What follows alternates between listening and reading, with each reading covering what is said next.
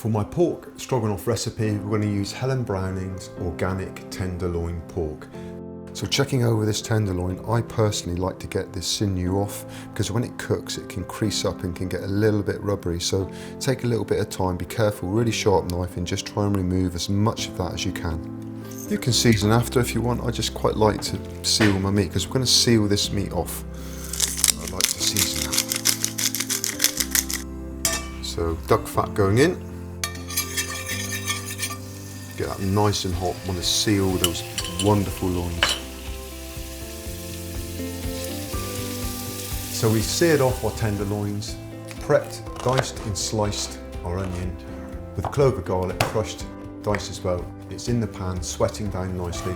Don't want to overcook that, just let it sweat down, let it release its sugars in readiness to get prepared with the mushrooms.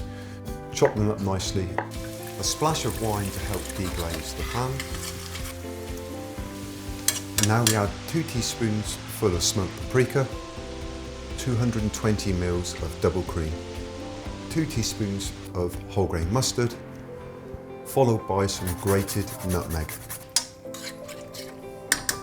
So now onto the basmati rice, a really simple way of cooking perfect rice every time. Whatever your measurement is in the bowl, that's a cup. The water in this bowl is 1.5 times the measurement of the rice.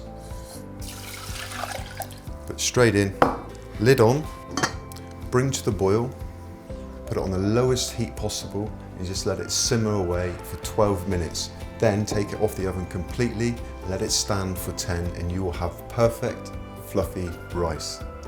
So in my steamer, I like to put some lemon juice in, just so that the aeration of all that beautiful lemon zest through the steam on the broccoli, I just think it adds a nice clean cut edge.